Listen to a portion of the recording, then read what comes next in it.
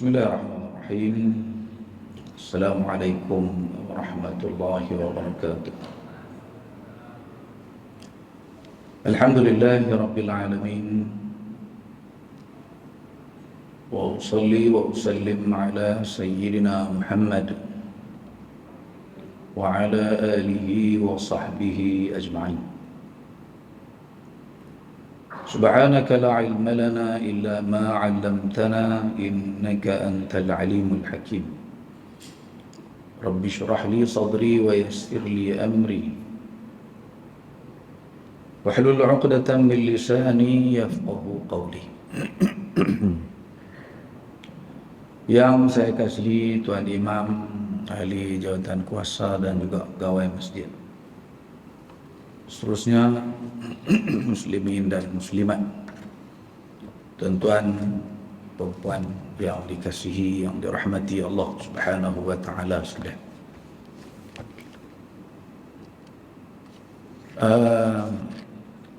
Abdullah baca lagi tuan-tuan. Tuan-tuan tanda saya berterlupa. Abdul Muttalib itu kita baca bulan 2. Baca lagi tajuk berkenaan Abdullah bin Abdul Muttalib. Ada tanda tak?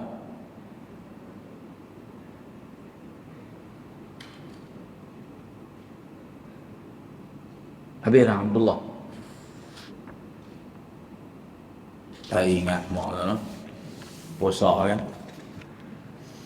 Okeylah, mukaddimah sikitlah sebelum kita baca kisah Abdullah bin Abdul Muttalib pada malam ini insya-Allah.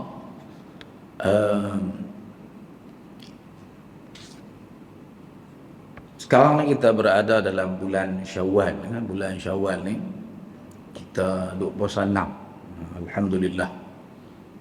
Jadi moga-moga kita tuan-tuan, ibadat puasa yang kita puasa pada baru-baru ni dia tak berhenti dekat Ramadan tu lah. Kita harap syariat letak kat kita habis Ramadan kita puasa lagi 6 hari. Kemudian kita terus ibadat ni. Kerana kita dah biasa buat dah. Dah terlatih dah sepanjang Ramadan yang lalu. Kita kena pakat nak buat kerja-kerja kebajikan ni satu keluarga. Sekali sekala kena juga duduk dengan anak-anak kita. Selalu sembang anak-anak ni, sembang bab kerja dia, sembang bab mengaji dia, banyak sembang pasal anak-anak. Anak berapa orang dah nak mengaji mana. Kena ada masa-masa tertentu yang kita pakat-pakat satu keluarga untuk buat satu perkara untuk kita menambahkan amalan kita, memperbaiki keluarga kita, nak bagi diri keluarga kita ni keluarga yang baik. Sebab kita ni tuan-tuan, Allah menjadikan manusia ni sebagai khalifah. Salah satu makna khalifah ialah satu bangsa, satu makhluk yang Allah Subhanahu wa taala cipta, yang sifat dia habis satu generasi dia akan digantikan dengan generasi yang seterusnya. Itu makna khalafa yakhlufu. Makna kita khalifah, sifat dia macam tu manusia. Jadi kita yang la umur 50, umur 60, 65, tak lama. Kalau duk mimpi nak hidup 30 tahun lagi, kita pun tak mahu dah kot kan. Jadi maknanya tugas kita ialah kita nak pastikan generasi yang akan datang selepas daripada kita ikut syariat Allah Subhanahu wa taala, jadi orang baik. Jadi Islam ni nak jadi baik bukan boleh reka sendiri. Dia ada panduan, ada resepi dah yang Nabi SAW ajarkan. Selain daripada hak wajib-wajib tu, hak sunat, kita selalu diperdengarkan dengan pesanan Nabi kita SAW kepada para sahabat. Kepada Abu Hurairah radhiyallahu anhu antaranya. Abu Hurairah bangga kita. Awsani khalili bi thalath. Kekasihku, yakni Nabi kita SAW telah berpesan kepada aku, pesan sungguh-sungguh ni, supaya jangan tinggal buat 3 amalan ini. Yang pertamanya ialah puasa. 3 hari sebulan. Jadi lah kita Ramadan 30 hari. Syawal ni kita dah puasa 6. Bulan depan jangan duk tinggal terus. Mana kita bagi anak-anak kita semua ada rasa kita tak boleh tinggal ibadat puasa ni. Sebab puasa kita faham falsafah dia bukan nak tak makan, tak minum tu. Tapi kita berjanji dengan diri kita untuk sepanjang hari tersebut kita tidak akan buat apa-apa maksiat. Nawaitu sawma ghadin tu. Karena dia berjanji dengan diri dia nak didik diri dia hari itu nak jadi baik. Jadi tiap-tiap bulan ada 3 hari yang dia istiqamah. Awsani khalili bi thalath. Kekasih aku pesan ke aku supaya jangan tinggal 3 hari. Dengan Abu Hurairah kata, aku tidak akan tinggalkan ketiga-tiga amalan ini hatta amut, sampai aku mati. Jadi kita kena habaq kat anak kita. Mana kita kena ada masalah bincang dengan anak-anaknya soal akhirat. Soal nak bagi keluarga hak kita didik ni, kita boleh bercakap depan Allah Subhanahu wa taala esok, aku dah cuba sedaya upaya aku untuk mendidik generasi selepas kita ni bagi jadi generasi yang patuh, yang taat, yang baik, yang salih. Daripada usaha kita, bukan dia boleh daripada ceramah ustaz tu, ceramah ustaz ni, tak, daripada ayah dia yang dipertanggungjawabkan untuk mendidik anak-anak generasi yang seterusnya. Dulu generasi ayah kita semua tak ada orang. Lah kita pula, kita pun tak lama lah daripada nak abang. Pak cik tu tak ada daripada nak abang. Kan lama mana? Jadi kita nak pastikan tanggungjawab kita terlaksana. Kita pakat-pakat insya-Allah tahun ni sebelum sampai Ramadan tahun depan, tiap-tiap bulan kita akan puasa 3 hari. Yang keduanya ialah rakaatai ad-duha. Sembahyang sunat duha 2 rakaat. Boleh tak ajak anak-anak sekali kan? Kita tak kadang-kadang tak buat benda tu dalam rumah. Bahasa pelik pula. Sampai anak-anak pun kata, pelik ayah kali ni. Asal buang tabiat nak jalan dah pasal tu. Betul lah, memang kita nak jalan dah. Kena buat benda-benda lagu ni. Kena paksa diri kita duduk dengan anak-anak bercakap soal akhirat. Sembahyang duha 2 rakaat. Tanda bersyukur kepada Allah Subhanahu wa taala. Dan yang ketiganya, wa alla anam hatta wa an utira qabla an arqud. Dan sembahyang sunat witir sebelum tidur. 3 rakaat. Kita cuba. Dan Ramadan boleh buat dengan tarawih, dengan witir. Ni kita kena cuba tengok azam. Dan salah satu kaedah nak lagi boleh buat benda-benda baik ni, kena minta ke Allah Subhanahu wa taala. Kita kena minta, ya Allah bagilah hari ni aku boleh buat, ya Allah. Barulah ada kemungkinan Allah nak bantu kita, nak tolong kita. Jadi itulah saya mula mukadimah sikit malam ni. Insya-Allah saya harap betul lah tuan-tuan. Abdullah kita tak baca lagi. Kan tuan-tuan tengok tak nak baca lagi ni. Tentang ayah kita.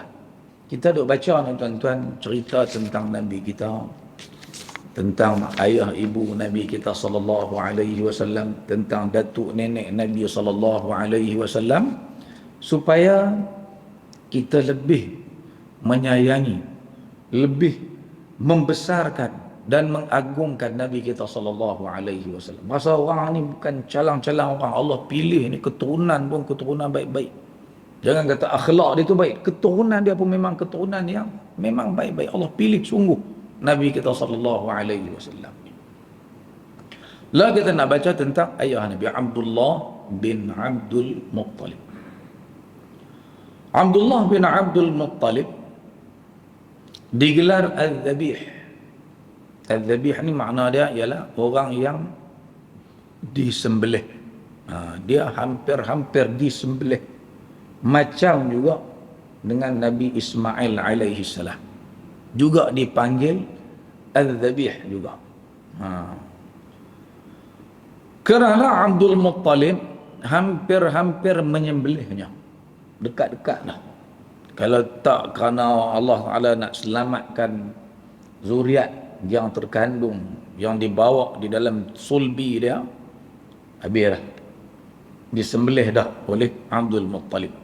Tapi dalam batang tubuh dia ada zuriat Nabi sallallahu alaihi wasallam. Daripada satu generasi ke generasi seterusnya, ngadu kat dia.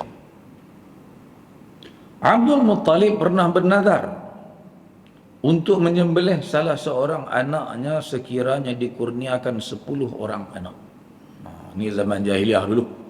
Dia tak ada anak. Anak ada seorang yang laki-laki nama Al-Harith pada ketika itu. Masa dia nak jumpa Telaga Zamzam, punya susah. Anak jantan seorang. Nak bantu dia, nak tolong dia, ni tak ada. Jadi pada ketika itulah dia bernazar, dia minta kepada Allah Subhanahu wa taala agar Allah bagi kat dia anak laki-laki 10 orang. Dan dia kata pula, kalau Allah bagi sungguhlah kat aku 10 orang anak laki-laki, aku sembelih seorang. Ni zaman jahiliah punya nazar. Kita tak ada dah. Zaman kita pada hari ni cuma hak dua ada sikit-sikit lah geng bola. Geng yang kuat sangat ni politik ni kan. Kalau menang tu cukup kepala ni. Geng-geng ni ada hari tak habis ke jahiliah ni. Pasal apa geng ni geng tak mengaji. Bila tak mengaji dia bernazar yang bukan-bukan. Baru ni tahun lepas ada juga seorang ahli politik besar juga pilot bernazar pelik-pelik. Ada orang tolong tegur tuan kan. Sebab pemimpin ni kalau dia buat silap, ramai nak ikut dia ni. Jenuh syarah kita tuan-tuan ikut masjid ni. Kau orang-orang ni mai dengar. Ada ikut depa tu, dia tengok, dia tiru tu. Setelah dikurniakan 10 orang anak, Abdul Muttalib ingin melaksanakan nazarnya. Jadi bila dia dapat semua sampai lepas seorang, lepas seorang, cukup 10. Lebih daripada 10 anak dia. Jadi pada ketika itu Abdul Muttalib pun dia nak laksanakan nazar dia. Nazar ni ialah janji kita dengan Allah Subhanahu wa taala. Kita berjanji, bukan berjanji dengan manusia. Berjanji dengan Allah Subhanahu wa taala. Beliau mencabut undi di antara anak-anaknya siapa yang akan disembelih. Abdul Muttalib sangat menyayangi Abdullah. Beliau amat berharap undian jatuh kepada anak-anak yang lain. Namun undian tersebut jatuh kepada Abdullah juga. Jadi dia bila nak sembelih ni tuan-tuan, menjadi adat dan kebiasaan orang Arab jahiliah dulu ni, dia akan pi dekat dengan Kaabah tu ada berhala paling besar, nama dia Hubal. Daripada zaman siapa nama mula-mula bawa balik mai berhala ke kota Makkah Al-Mukarramah, daripada zaman tersebut ketua kabilah Khuza'ah pada ketika itu sampailah zaman Nabi itu ada lagi berhala tersebut, sehingga akhirnya diruntuhkan oleh Nabi SAW masa pembukaan kota Mekah. Punya lama berhala tersebut. Jadi orang-orang Quraisy bila dia nak sembelih sesuatu, nak tunaikan nazar dia akan pi kepada tukang jaga berhala tu. Pi cabut al-azlam, cabut anak-anak panah, yang di anak panah tu ditanda dengan hajat dan tujuan mereka. Contohlah nak pi musafir tang mana-mana, nak pi ke tak pi. Jadi musafir ni baik ataupun tak baik. Jadi macam mana nak tentukan tu? Cabut tu lah. Ditulis di satu tu, di satu anak panah tersebut, tulis di bawah tanah tu, amarani Rabbi, Tuhan aku memerintahkan aku supaya buat. Nak pergi musafir. Cabut, kalau keluar tu dia akan pergi. Sebab dia rasa ini perintah Tuhan. Dia kaitkan amalan sesat sebegitu dengan agama. Hak kedua pula, tulis bawah tu, nahani anni Rabbi, Tuhan aku larang, jangan buat. Kalau dicabut tu keluar hak tak boleh buat, tapi apa-apa saja dia perbuat macam tu. Satu lagi kosong, boleh cabut balik. Jadi begitulah yang dibuat oleh Abdul Muttalib sebab dia hidup zaman tersebut. Zaman pada ketika tu tak ada Nabi, tak ada Rasul, mereka sesat dengan budaya dan adat yang telah diwarisi daripada zaman berzaman. Dia pun buat lagu tu juga. Jadi bila dia pergi tuan-tuan, apa dia buat? Dalam bekas yang berisi anak panah tu ditulis semua nama anak-anak dia, 10 orang. Cabut, nak sembelih yang mana. Kalau cabut tu keluar nama fulan bin fulan, dia adalah yang akan disembelih. Dia duk harap sangat, jangan Abdullah cukup, orang lain tak apa. So dia sayang sangat kepada Abdullah ni. Dan Abdullah ni bukan sahaja disayangi oleh Abdul Muttalib, bahkan seluruh orang Quraisy sayang kat dia. Sebab dia orang baik. Rupa parah, segak, paling segak di kalangan anak-anak Abdul Muttalib. Dan akhlak pun mulia. Bahkan wanita-wanita Quraisy ni semua tergila-gilakan Abdullah. Semua nak kat dia. Cabut tuan-tuan, dalam keadaan dia tak mau Abdullah tu, yang keluar Abdullah. Sengaja Allah Subhanahu wa taala takdirkan begitu. Jadi bila dah cabut keluar nama Abdullah, dia pun bawalah Abdullah ni pergi ke tempat yang biasanya dijadikan oleh orang Quraisy sebagai tempat untuk menyembelih binatang korban al-hadiyu yang dibawa untuk disedekahkan kepada penduduk di Mekah ni. Bawa binatang tu dekat dengan satu berhala, ada tulis orang di sini Isaf dan juga Nailah. Baca Allah itu. Beliau membawa Abdullah ke tempat sembelihan berhampiran dengan berhala Isaf dan Nailah untuk disembelih. Isaf dan Nailah ni ialah dua berhala yang dikatakan kisah tersebut dalam kisah Abu Dhar masuk Islam, iaitu Isaf dan Nailah ni ialah orang daripada Yaman. Isaf tu lelaki, Nailah tu perempuan. Cinta daripada Yaman, mai bertemu di Mekah, berzina dalam Kaabah. Sehingga Allah Subhanahu wa taala tukar rupa mereka ni jadi batu. Akhirnya dah jadi batu, lama kelamaan orang puja batu tersebut, jadi berhala pula yang disembah. Isaf dan Nailah. Tentulah biasanya orang-orang Quraisy ataupun orang-orang yang datang ke Mekah ni, mereka nak pergi sembelih, tentu tempat dia. Tak jauh daripada kawasan Kaabah tersebut. Dia bawa binatang Abdullah nak sembelih.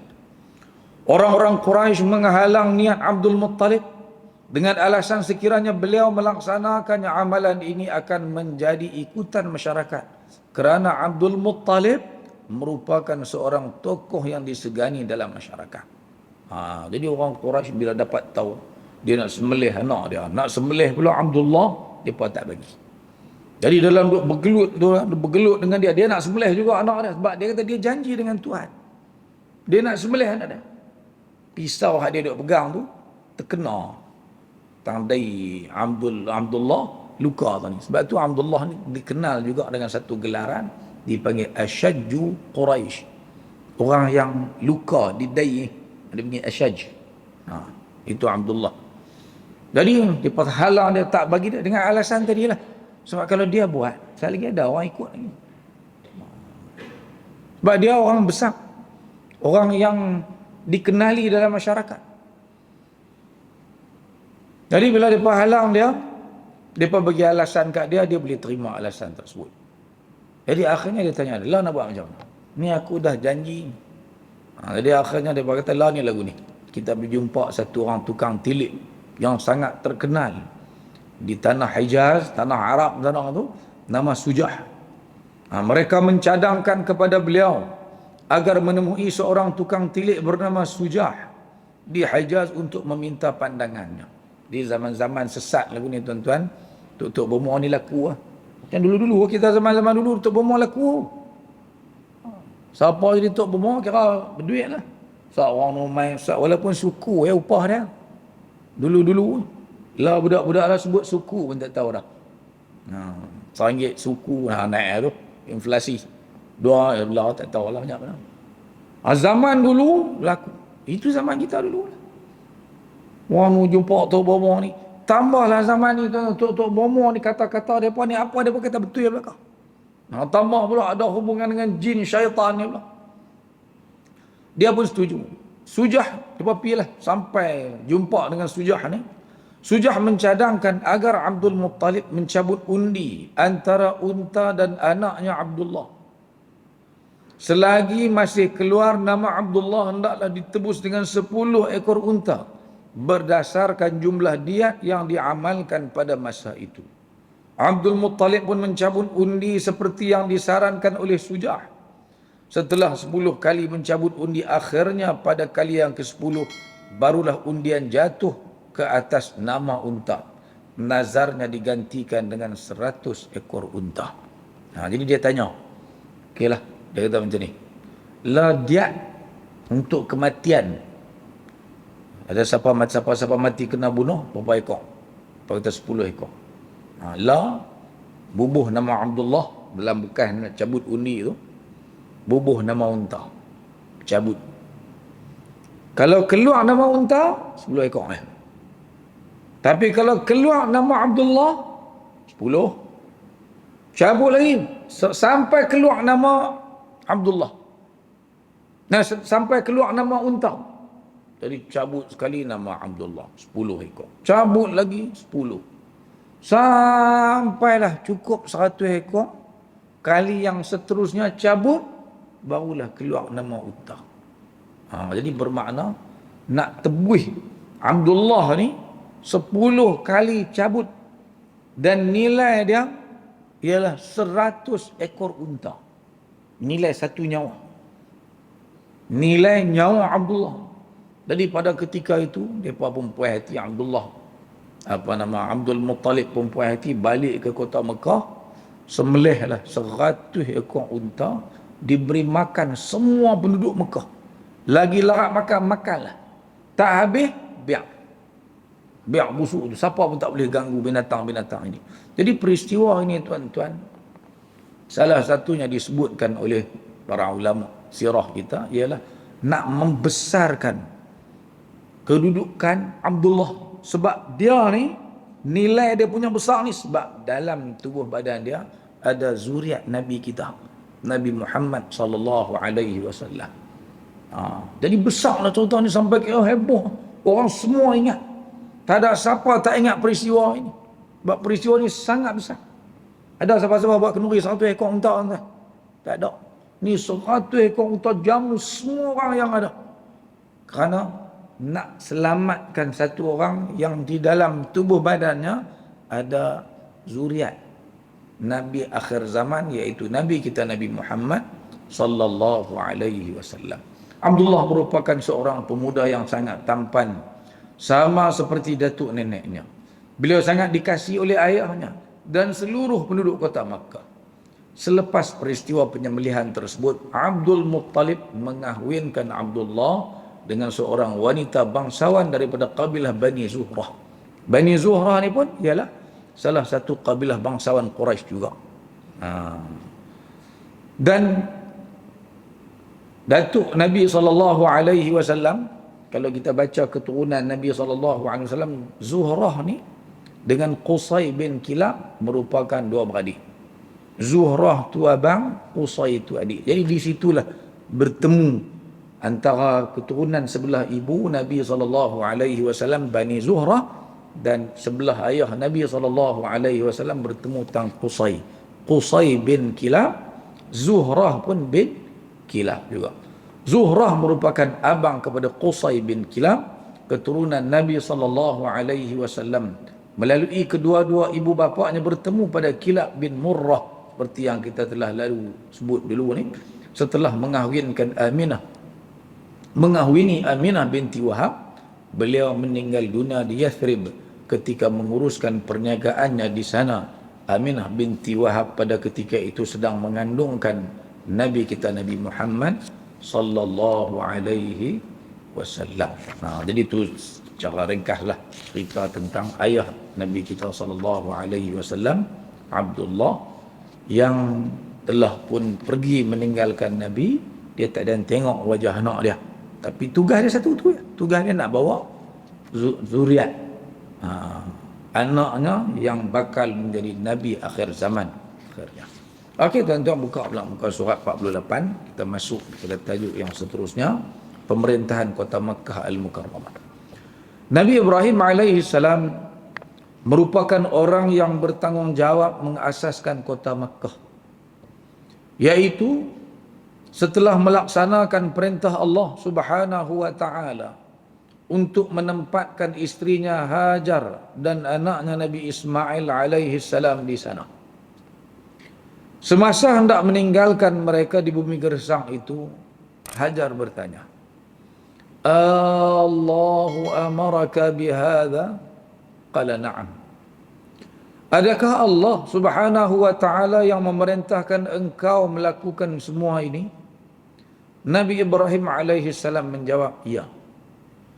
Idzan, kata Hajar, falan yudayyi'ani. Kalau begitu, dia pasti tidak akan mensia-siakan kami. Nabi Ibrahim alaihi salam berdoa kepada Allah, Rabbana inni askantu min dhurriyyati biwadin ghairi dhi zar'in 'inda baitikal muharram. Rabbana liyuqimu as-salah faj'al af'idatan minan nasi tahwi ilaihim warzuqhum minats thamarat la'allahum yashkurun. Sadaqallahul azim. Saya kita baca terjemahan ayat ini. Jadi ni musim nak pergi Mekah dah tuan-tuan, dah keluar dah nama. Siapa dapat tu tahniah lah saya ucapkan, nak pergi Mekah dah. Jadi nak pergi Mekah ni tuan-tuan, salah satu yang kita kena ingat, kita nak pergi ziarah satu tempat yang paling mulia atas muka dunia ni, yang Allah muliakan tanah suci kota Mekah ni, yang asaskan kota Mekah ni Nabi. Nabi tu pula ialah Khalilullah, kekasih Allah. Kita pergi Mekah ni, kita akan tengok Syari' Ibrahim, Syari' Al-Khalil. Khalil tu gelaran Nabi Ibrahim, kekasih Allah. Semua berkaitan dengan Nabi belakang. Kita pergi tahu tuan-tuan, pergi di Mekah Al-Mukarramah. Kaabah tu Nabi Ibrahim bina. Nampak lagi apa nama? Maqam Ibrahim, tempat batu Nabi Ibrahim pernah pijak satu ketika dulu. Jadi kita punya orang Islam ni tuan-tuan, kenangan dengan Nabi Ibrahim alaihissalam ni tak akan habis. Sehingga kan setiap kali kita sembahyang, kita duk sebut nama Nabi mana? Nabi Ibrahim. Allahumma salli ala Muhammad wa ala ali Muhammad kama sallaita ala Ibrahim. Ibrahim tahu. Jadi kita kena baca semua cerita Nabi Ibrahim. Terutama kisah Nabi Ibrahim alaihi salam berpindah daripada kota Baitul Maqdis tu Palestin pergi ke Mekah. Semata-mata pergi tu nak tunaikan perintah Allah Subhanahu wa taala, tak ada sebab lain. Allah yang suruh. Bukannya kerana kecemburuan Sarah. Pasal apa yang pergi letak di Mekah? Pasal bini dia cemburu sangat. Dah. Memang betul Sarah cemburu pada Hajar dan juga Ismail. Tapi tak patutlah Nabi Ibrahim alaihi salam ni sebagai satu orang Nabi yang bijaksana nak ikut bini sampai kata pergi hantar lautan pun tak menasabah tuan-tuan. Tuan-tuan ingat dekat ke Mekah dengan Baitul Maqdis? Bukan sebab tu. Sebabnya ialah Allah suruh. Mana bukti, mana dalil dia? Tu dalil dia. Bila sampai ke kota Mekah, dia boleh letak dekat satu pokok. Tak tu, ada satu pokok. Pokok tu ya daun.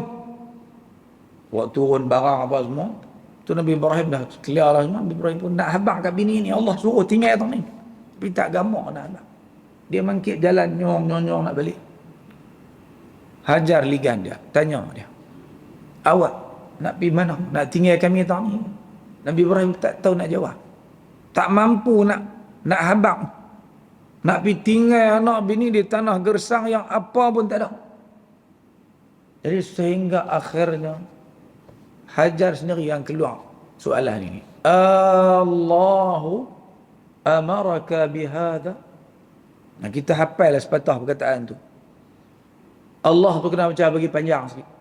Dengan membawa makna istifham, tanya.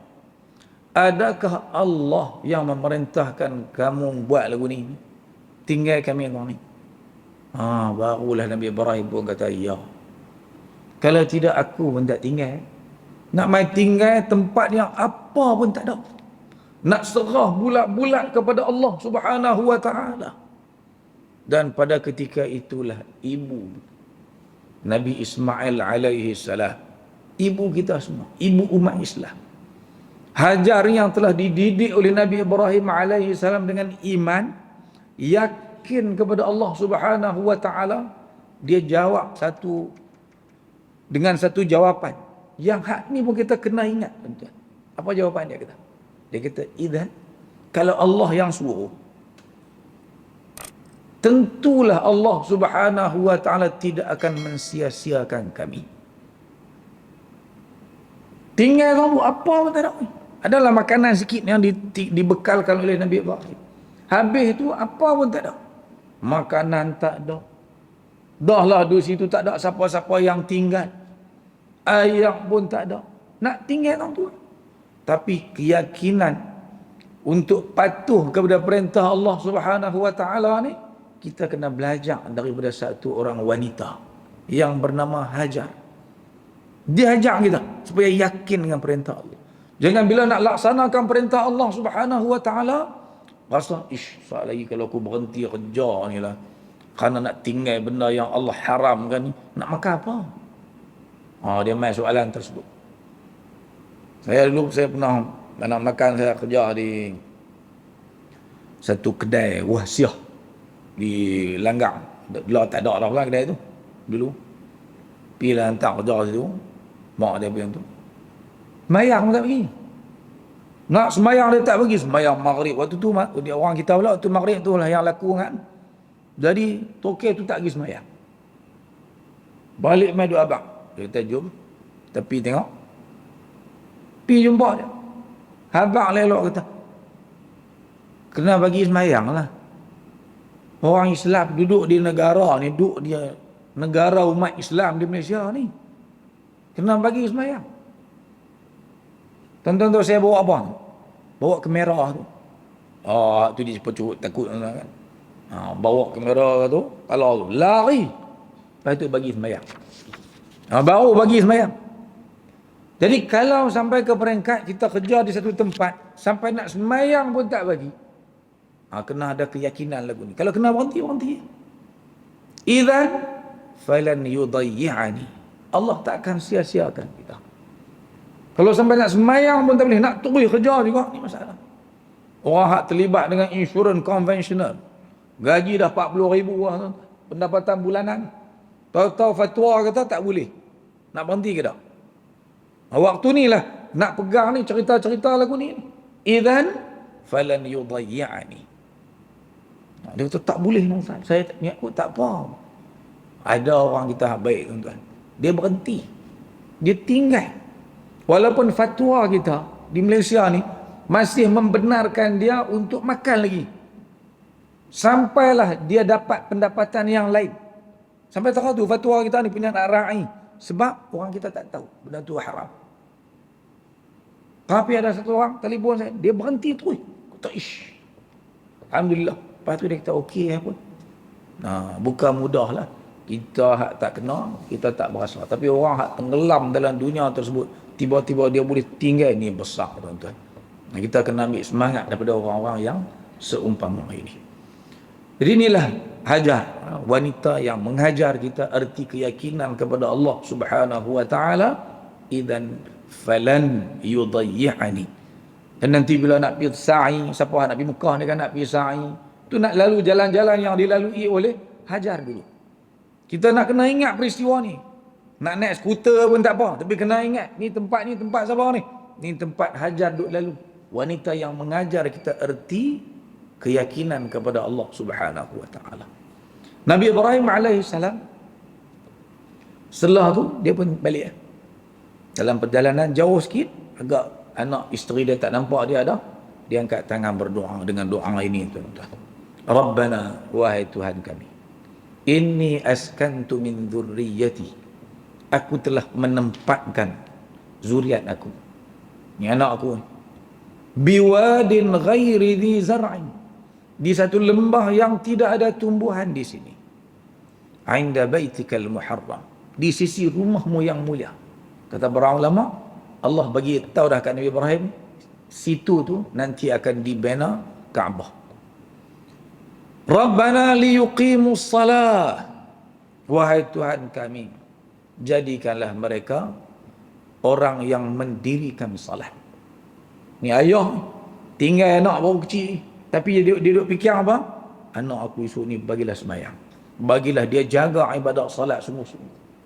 Ni pun kita kena belajar lagi daripada kisah ini, daripada Nabi Ibrahim. Kita kena susah hati tuan-tuan. Tengok generasi yang ada pada hari ini. Anak kita mungkin lepas dah, cucu kita. Kita tengok cucu kita sembahyang ke tak. Kalau sembahyang ni buat lebih kurang saja. Kadang sembahyang, kadang tak. Kena susah hati. Kena ada kebimbangan dalam hati kita. Sebab esok ni kita akan ditanya oleh Allah Subhanahu wa ta'ala berkenaan generasi yang kita tinggalkan. Kita lah yang menyebabkan mereka jadi lagu tu. Siapa kata? Nabi SAW yang kata. Anak ni dia baik ke dia jahat, duduk di tangan ibu dia. Fa'abawahu yuhawwidanihi. Mak ayah dia lah yang meyahudikan dia. Au yunassiranihi, ataupun menjadikan dia Nasrani. Au yumajjisani, ataupun bagi jadi majusi. Kita akan ditanya oleh Allah Subhanahu wa ta'ala esok. Faj'al af'idatan minan nasi tahwi ilaihim, ya Allah, jadikanlah hati-hati manusia tertarik kepada mereka, suka kat mereka. Warzuqhum minats thamarat, dan rezekikanlah kepada mereka dengan buah-buahan. Saya pernah baca satu artikel tentang doa ni, tuan-tuan. Doa Nabi Ibrahim ni masuk dalam bab mustahil ni. Tempat apa pun tak ada. Ayat pun tak ada. Dia doa supaya Allah bagi buah kat mereka. Benda tak masuk akal, tapi dia minta. Mana doa ni, kalau kita rasa macam tak boleh, minta Allah Subhanahu wa ta'ala boleh bagi. Anak kita, cucu cicit kita, minta Allah Subhanahu wa ta'ala akan bagi. La'allahum yashkurun, moga-moga mereka akan menjadi orang yang bersyukur kepada Allah Subhanahu wa ta'ala. Hajar dan Nabi Ismail alaihi salam dikurniakan telaga Zamzam setelah berpenat lelah mencari air di sekitar bukit Safa dan Marwah.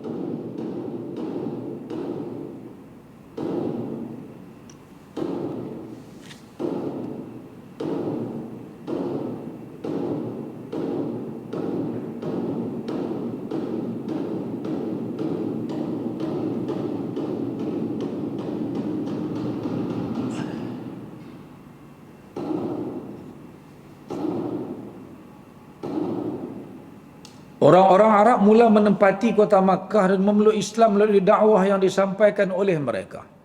Suku Jurhum ialah suku pertama yang mendiami kota Makkah bersama-sama mereka. Jadi cerita ni pun cerita yang makruf, tapi kena diulang-ulang supaya generasi kita tahu tentang kisah Hajar cari ayam, naik atas bukit sana, naik atas bukit Safa, bukit Marwah, sehingga akhirnya mailah Jibril alaihi salam dengan sayap ataupun kaki dia dihentakkan di tempat ada telaga Zamzam. Pada hari ini terpancarlah air Zamzam. Jadi Zamzam ni, tuan-tuan, bila kita nak minum tu, kita kena teringat air ni ialah air yang terbit kerana keyakinan kepada perintah Allah Subhanahu wa ta'ala oleh Hajar, isteri Nabi Ibrahim alaihi salam. Dia nak minum air ni, ingat, ni air paling baik dalam dunia. Orang buat kajian dah, macam mana boleh main? Kerana yakin kepada Allah Subhanahu wa ta'ala. Buat ya perintah Allah Subhanahu wa ta'ala, Allah bagi. Sampailah kita tengok depan mata kita. Takkan kita tak percaya lagi kisah tersebut. Jadi yang itulah yang kita nak bina keyakinan melalui kisah-kisah yang terjadi ini. Supaya kita pun rasa, kalau ini perintah Allah, buat. Laksanakan saja. Kemudian tuan-tuan, kisah seterusnya yang nanti mai bulan Zulhijjah nanti kita ulang lagi kisah ini, yaitu kisah penyembelihan Nabi Ismail alaihi salam. Berlaku ketika Nabi Ismail berusia sekitar 13 tahun. Ini pun cerita, tuan-tuan, yang sangat penting diulang-ulang. Kalau boleh dalam khutbah hari raya Aidil Adha ni, tuan-tuan, nak cerita lain ceritalah, tapi kisah ni jangan tinggal. Sebab bukan semua budak-budak hak main ni dia main dah tahun lepas. Jadi kena sebut cerita tersebut. Kisah macam mana Nabi Ismail alaihi salam ditanya oleh ayahanda dia. Inni ra'aitu fil manam anni azbahuk. Nabi Ibrahim mimpi, dalam mimpi dia nampak dia sembelih anak. Mimpi Nabi ialah wahyu. Dia abangkan anak. Ayah mimpi semalam sembelih kamu. Dan anak dia pun faham. Misi ni perintah Allah Subhanahu wa ta'ala. If'al ma tu'mar, ya abati if'al ma tu'mar, wahai ayah. Dah Allah Subhanahu wa ta'ala suruh, Buat saja. Laksanakan sahaja apa yang diperintahkan oleh Allah. Satajiduni insyaallah minas sabirin. Engkau akan tengok aku akan bersabar dengan perintah ini. Dia buat cerita-cerita yang pelik lah. Bukan senang nak boleh percaya cerita ni. Tapi ni cerita yang dicatatkan dalam Al-Quranul Karim. Dia bawa anak dia di tempat penyembelihan, letak dah pisau di tengkok. Falamma aslama, apabila kedua-dua mereka telah menyerah diri.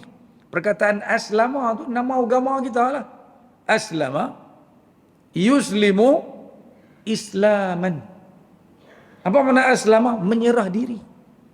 Itu ulama kita takrifkan Islam ialah al-istislam, menyerah diri, yakni patuh. Apabila kedua-dua mereka telah pun menyerah diri bulat-bulat kepada Allah Subhanahu wa taala. Cuma Nabi Ibrahim ni tak gamak nak sembelih anak dia kat depan. Wa tallahu lil jabin, dia bagi terbalik nak sembelih. Dia tak mau tengok muka anak dia. Waktu itulah Nabi Ibrahim diseru oleh malaikat, kata cukuplah wahai Ibrahim. Engkau telah membenarkan mimpimu tersebut. Lalu barulah Allah Subhanahu wa taala hantar mai satu ekor kibas besar, suruh sembelih dia tu. Wa fadainahu bidzibhin adhim. Jadi sebab itulah kita buat ibadat korban. Bukan buat ibadat korban ni tuan-tuan nak makan daging dah kan. Ni berebut. Dulu saya duduk pondok tuan-tuan kan. Orang tua-tua pondok tak mahu sebut nama pondok mana. Allah curi daging. Dia kata kalau kita tak buat balik, bukan tak boleh, kita ada berbeda buat dia baru lah. Suruh cucu buat balik buah dalam apa nama, daun pisang, buat balik limpah peti air. Dan lagi duduk tengah buat korban. Sebab dia duk faham korban ni nak makan daging. Dah. Itu benar sampingannya. Kita nak bagi lagi banyak, kita bagi kepada orang miskin, lagi banyak pahala kita dapat. Yang lebih penting daripada itu ialah nak ingat peristiwa tu. Peristiwa penyembelihan Nabi Ismail alaihi salam yang nak kita ambil manfaat daripadanya apa dia? Islam ni ialah patuh kepada Allah Subhanahu wa taala. Sembelih tu, gambaran tu tak boleh lekang daripada ingatan kita. Pasal apa buat ni? Nak ingat peristiwa ketaatan Nabi Ibrahim dan juga Nabi Ismail alaihi salam terhadap perintah Allah Subhanahu wa taala tersebut. Islam bukan suruh bunuh orang, sembelih dah. Tapi itu simbolik nak tunjuk kat kita, kita kena jadi macam Nabi Ibrahim dan Nabi Ismail, patuh, tak bantah dah perintah-perintah Allah Subhanahu wa taala sampai ke peringkat sampai Allah suruh sembelih anak pun buat. Dalam agama kita tak ada lagu tu. Gambaran itulah yang kita kena ajak generasi muda yang ada ni tuan-tuan, masuk daripada korban ni. Suruh anak kita masuk. Jangan tunggu dia umur 50 baru dia masuk. Lah duk kerja walaupun umur 25 kan gaji baru tengah 2,000. Suruh masuk korban dah. Nak masuk 800, tahun ni berapa ratus? Putus lagi. 800 tak mampu lah Masjid Rafi'ah buat 800. Abang ada pergi masuk dekat Yayasan Amal Malaysia. 300 tengah tak naik harga tuan-tuan tahun ni. Tuan-tuan balik abang kat anak-anak. Walaupun baru kerja gaji 900, 1000, 1,500, 300 mampu buat insya-Allah. Biar dia masuk tu dengan rasa kena masuk korban. Dah lah pahala besar pula tak besar lah. Ikut banyak mana bulu yang ada di binatang korban tersebut. Allah akan ampunkan dosa dia berdasarkan jumlah bulu yang ada di binatang korban tersebut. Takkan kita nak kata tahun ni nak berehat sat kot. Tahun lepas buat dah tahun belah ni, tahun ni berhenti sat Dan dosa buat tak berhenti kan. Jadi kita kena buat korban. Suruh anak-anak kita. Anak saya kerja kata, "Apa? Buat korban." Walaupun gaji berapa duit ya. Siapa? Nak bagi latih. Ni sunnah Nabi SAW. Sehingga Nabi kata apa? Siapa yang malam yudahi, siapa tak masuk korban ni, tak buat korban, dia mampu ni kan. Fala yaqrabanna musallana hada. Jangan duk main dekat. Bak mayang ni, pergi jauh-jauh. Nabi kata tu. Bagi yang mampu, yang memang tak ada kemampuan, tak payahlah. Tapi yang mampu, kita kena didik generasi ni untuk ingat syiar ini termasuk dalam syiar-syiar agama kita. Syiar ni benda penting. Syiar ni benda yang Nabi Allah Subhanahu wa taala kata, "Fa huwa min taqwal qulub." Dia tanda hati orang tu bertakwa kepada Allah Subhanahu wa taala. Jadi tahun ni tuan-tuan, saya sendiri insya-Allah esok beli tiket 26 hari bulan dan akan bertolak ke beberapa buah negara lah. Saya sendiri akan kecat dengan Tuan Syekh Yusof untuk melaksanakan ibadat Qarban pada tahun ini. Jadi hak nak buat di sini sila, itu yang terbaik. Yang nak tambah lagi untuk ayah tuan-tuan hak meninggal dah, untuk ibu kita hak meninggal dah, nak buat 800 juga sila. Tapi kalau berasa berat, mai cari kami lah, ringan sikit, kurang-kurangnya dapat juga kita pahala ibadat Qarban yang sangat besar tersebut. Dan juga kita nak laksanakan sunnah Nabi Ibrahim alaihi salam, melaksanakan ibadat Qarban selagi kita masih hidup, insya-Allah. Jadi saya kira takat itulah kot kuliah kita pada malam ini. Tuan-tuan lipat sikit tuan-tuan bagi nampak tanda tu, lagi saya terlupa. Ni bulan depan perasaan tak boleh ramai dah, kelang kabut dengan Qarban lah ni kan. Jadi insya-Allah kita akan sama-sama melaksanakan ibadat besar ni. Yang pergi buat haji, doa kat kami zaman. Yang tak boleh pergi buat haji, jangan tinggal untuk melaksanakan ibadat Qarban ini, insya-Allah. Jadi sekadar itu yang baik daripada Allah Subhanahu wa taala. Salah silap yang lemah dan yang kurang tu daripada saya sendiri. Aqulu qawli hadza wa astaghfirullahal azim li wa lakum. Assalamualaikum warahmatullahi wabarakatuh. Bismillahirrahmanirrahim. Alhamdulillahirabbil alamin. Wassalatu wassalamu ala Rasulillah wa ala alihi wa sahbihi ajma'in. Allahumma anfa'na bima 'allamtana wa 'allimna ma yanfa'una warzuqna fahman wa 'ilman wa 'amalan salihan. Sallallahu ala sayyidina Muhammad wa ala ali Muhammad walhamdulillahi rabbil alamin.